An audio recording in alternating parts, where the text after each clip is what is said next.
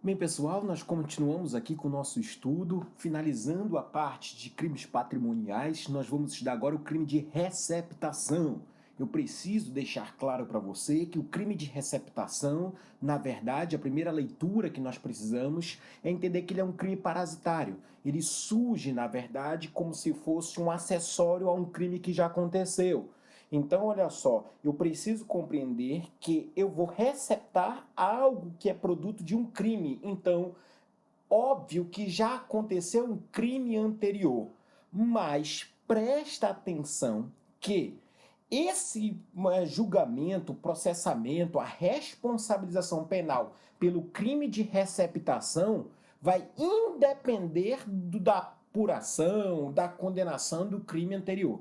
Então, quando a gente fala que ele é um crime parasitário, quando ele é um crime acessório, mas não utiliza aquela expressão que é um crime que depende do principal. Não, é só para você dessa relação que nós chamamos de delito de fusão. A única coisa que vai ser comprovada e necessário para comprovar é que aquele produto ele tem natureza, ele tem origem, ele foi ali utilizado criminosamente. Mas não precisa saber da autoria, do processo, do esclarecimento. Não. Ajuizamento da ação penal, essas coisas não são necessárias. Vamos dar uma olhadinha aqui no artigo 180. Olha, ele fala: adquirir, receber, transportar, conduzir ou ocultar em proveito próprio, olha só, em proveito próprio, alheio, coisa que sabe ser produto de crime, olha só, ou influir para que terceiro de boa fé adquira, receba ou oculte. E aí temos a pena de 1 a 4 anos em multa. Pois bem, como vocês observaram, então, o crime de receptação, ele envolve vários tipos. Claro que você pode observar, e eu até faço aqui para você, uma organizaçãozinha de como você deve olhar topograficamente o artigo 180. Olha só, é um crime, olha só, a receptação dolosa, ela pode ser simples, própria ou imprópria, daqui a pouco a gente vai classificar. Qualificada, quando for pelo exercício da atividade comercial, aquele que se utiliza da atividade comercial ou industrial para receber produtos de origem criminosa. Ela tem uma privilegiada, que vai se parecer com furto privilegiado, com estelionato privilegiado. E por fim, aquela que é qualificada pela natureza do objeto material. Então, essa basicamente é a classificação da receptação dolosa, tá? Então, vamos começar a trabalhar com isso. Agora, eu quero te antecipar que nem todo o artigo 180 ele é uma norma de aplicação. Não. Ele tem uma pequena norma explicativa que está lá no parágrafo 5º, e eu vou deixar logo para explicar para você aqui, para que a gente já possa caminhar. Então, olha só o que ele diz. Equipara-se atividade comercial, para efeito do parágrafo anterior, e olha só, qualquer forma de comércio irregular, parágrafo 2º, né, olha só, aliás, ou qualquer forma de comércio irregular ou clandestino. Irregular, gente, não é assim ilegal e etc. Não, é aquele que não operou as regularidades do direito empresarial. Ou até clandestino, agora claro, clandestino sim, aí sim. Ou exercício irregular, residência, taberninha e tal, que a pessoa ali vai e vende, etc. Então, nessas situações, nós estaremos também diante de uma receptação qualificada. Então, olha só, essa é a norma explicativa. Então, eu já quero também deixar claro que a receptação ela sempre vai ser apurada mediante ação penal pública incondicionada. Ação penal pública incondicionada. Já disse para você, né? Olha só, a anistia e a abolício crimes são causas extintivas da punibilidade vinculadas por lei. Sendo assim, se o crime anterior deixa de existir, nós não podemos mais falar em receptação, uma vez que a partir de então a coisa não pode mais ser considerada como produto de crime. Então, cuidado, se houve anistia ou abolício no crime anterior, não haverá mais receptação porque perdeu a origem, a natureza criminosa. Uma pergunta curiosa, essa aqui já caiu em concurso público, tá? Concursos mais avançados, mas é importante você ficar sabendo. Olha só, é possível a receptação da receptação ou receptação em cadeia. Vamos lá? Olha só. Respondem pelo crime acessório todos os sujeitos que nas sucessivas negociações envolvendo o mesmo objeto tenham conhecimento da sua origem e vão alimentando. Em outras palavras, é responsável pela receptação todo aquele que, ciente da procedência ilícita, pratica uma conduta do 180, ainda que a pessoa lhe transferiu a coisa, ignorasse tal circunstância. Ignorasse tal circunstância. Tudo bem? Então, essa é a ideia da receptação. A coisa imóvel, claro que ela pode figurar como objeto material do crime. Aqui nós vamos ter uma divergência, tá? Então, será que a coisa imóvel ela pode figurar como objeto material? A primeira corrente, uma corrente clássica, vai dizer que o objeto ali pode ser, poderia ser um objeto imóvel, poderia ser considerado para fins de receptação. Poderia ser considerado para fim de receptação. No nosso entendimento, nós compreendemos que seria apenas as coisas móveis, tá? E aí vem a segunda doutrina, que é aquela que o STF diz: coisa imóvel não pode ser considerada como um crime de receptação. Não, você vai utilizar como outros crimes, uma fraude, mas não há receptação. Tudo bem? Então, em grossas linhas, são essas questões que nós precisamos guardar relacionados ao crime de receptação. Uma questão também que isso já caiu, tá, em provas e etc, em certames, é a seguinte: será que, por exemplo, um advogado, e aí o que acontece? Ele recebe produtos de crime como pagamento dos honorários. Será que ele pode dizer o seguinte: não, eu não posso ser punido porque o bem que eu recebi não tem nenhum envolvimento, não tem nenhuma relação, o meu trabalho, eu não tenho nada a ver se a pessoa tinha recebido de crime ou não, pelo menos aquele que trabalha no criminal e etc. Cuidado, tá? Porque o Estatuto da OAB não criou qualquer imunidade. Então, cuidado, que o advogado, ele pode sim responder pelo crime de receptação se ele vai e ali recebe dinheiro, coisa móvel, sabendo que é proveniente de um crime, tem essa ciência pelo pagamento ali dos serviços de honorários. O crime de receptação, o elemento subjetivo dele, elemento subjetivo, anote aí, é um crime com dolo direto, tá? O dolo dele é direto, antecedente, ou pelo menos simultâneo. Então ele sabe que aquilo é produto de crime que ele vai receber, ou pelo menos quando ele recebe, ele fica sabendo, tá? Então, olha só, nós vamos estar diante da receptação. Eu vou colocar aqui no blog, vou colocar também no material, uma tabelinha sobre receptação e favorecimento real. Na receptação, eu até coloco um texto, olha só, na receptação eu preciso entender que é um crime contra o patrimônio, tá? E no favorecimento real, eu estou adquirindo, eu não tenho dolo de assenhorar, eu não tenho finalidade do lucro, tá? Então o que acontece? Eu não tenho essa finalidade do lucro porque eu só quero auxiliar o autor de um crime, então eu estou guardando para alguém. Nesse caso, eu tenho que entender que eu vou responder pelo favorecimento real. Então perceba só, na receptação, guarda isso. Na receptação, eu quero adquirir patrimônio, o meu dolo é lucro.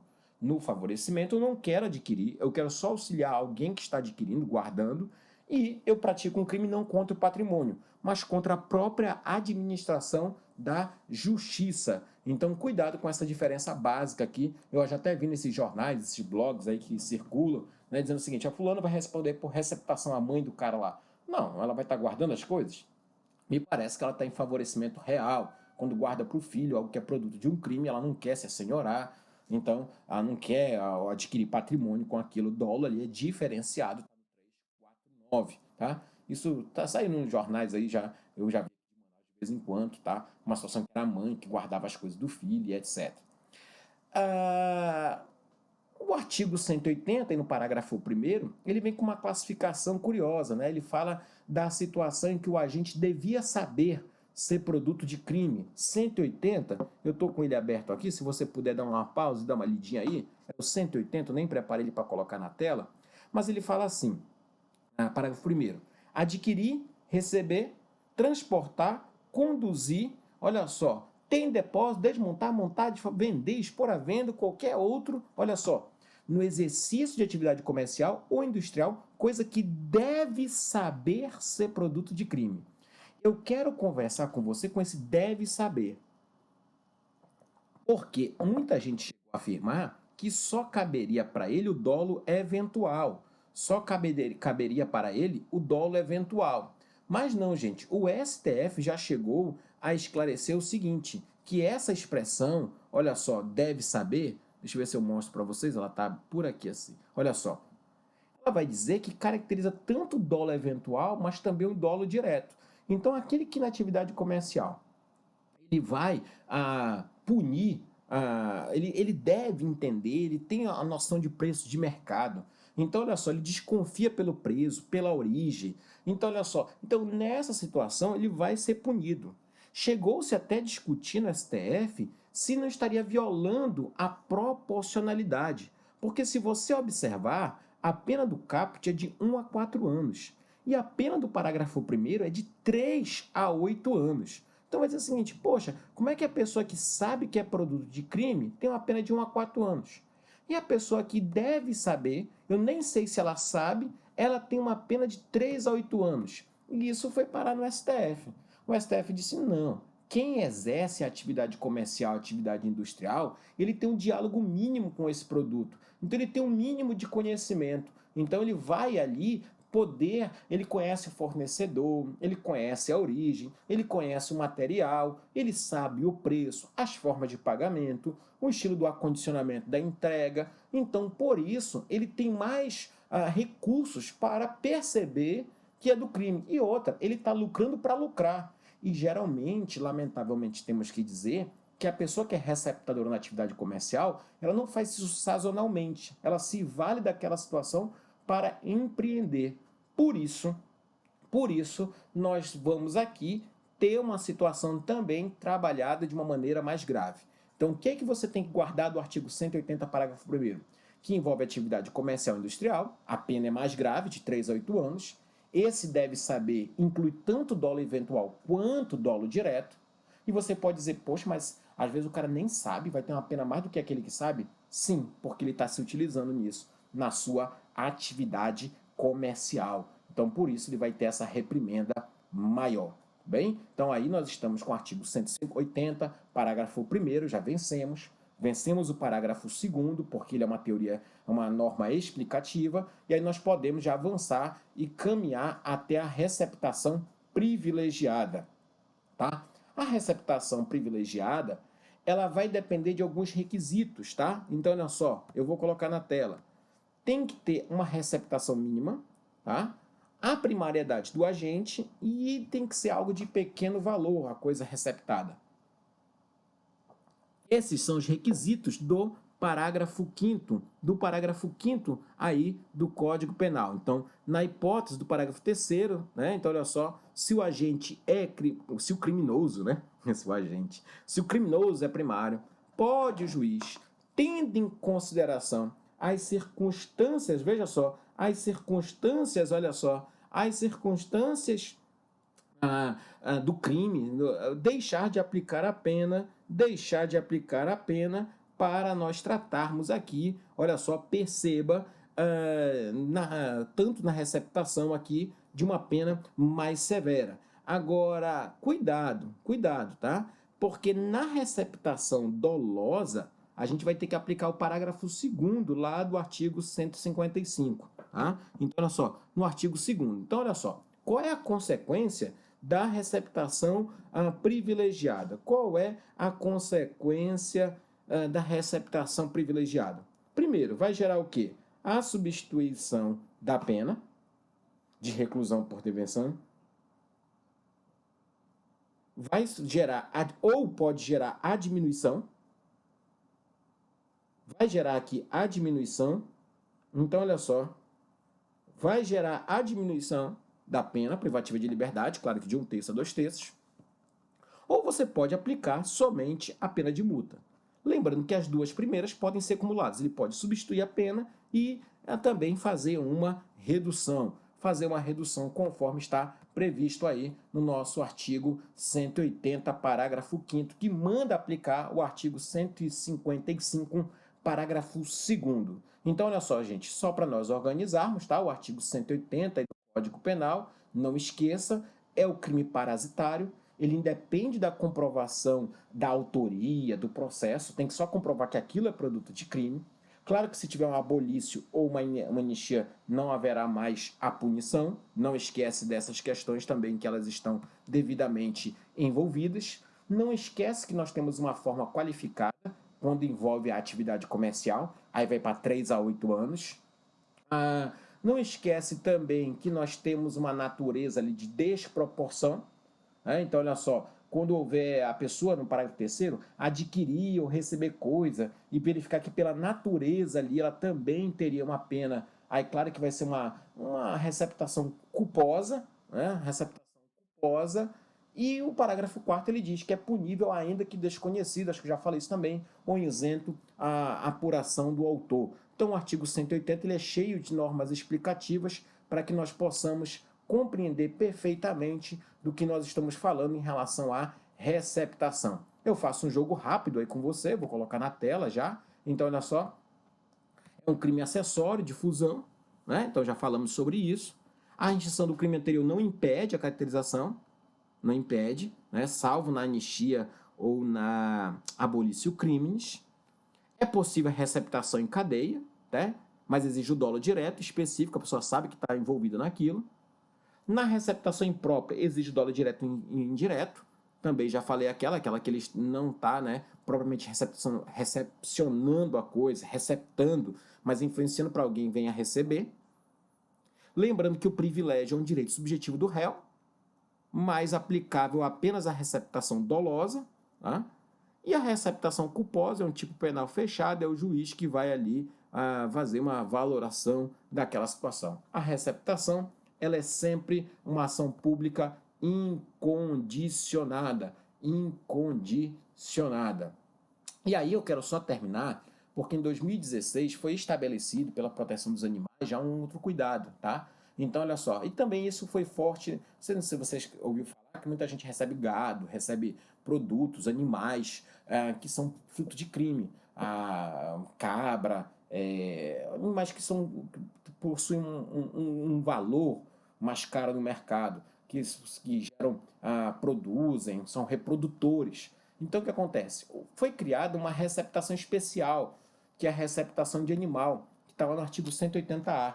E ela diz o seguinte: adquirir, receber, transportar, conduzir, ocultar, ter em depósito ou vender, olha só, com a finalidade de produção, de comercialização, semovente domesticável de produção, ainda que abatido ou dividido em partes, que deve ser produto de crime. Então, olha só, nessa situação, aí muito, né, a bancada da agricultura, dos ruralistas, a pena aqui vai ser de 2 a 5 anos.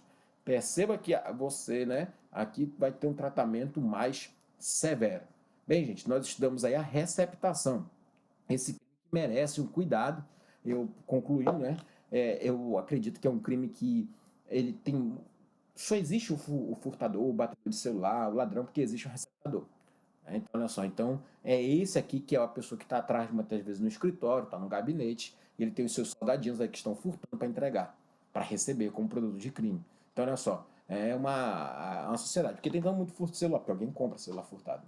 Né? Então, olha só, por que tem tantas coisas na criminalidade? Porque alguém vai e estimula isso. E quem estimula é a receptação. Então, é uma questão também política, uma questão social, que a gente vai ali no centro da cidade e tudo se vende, né? Então, olha só, é a receptação, muito cuidado com isso, porque às vezes com o nosso comportamento a gente está estimulando a criminalidade que a gente tanto critica. Valeu? Grande abraço aí, grande abraço, valeu.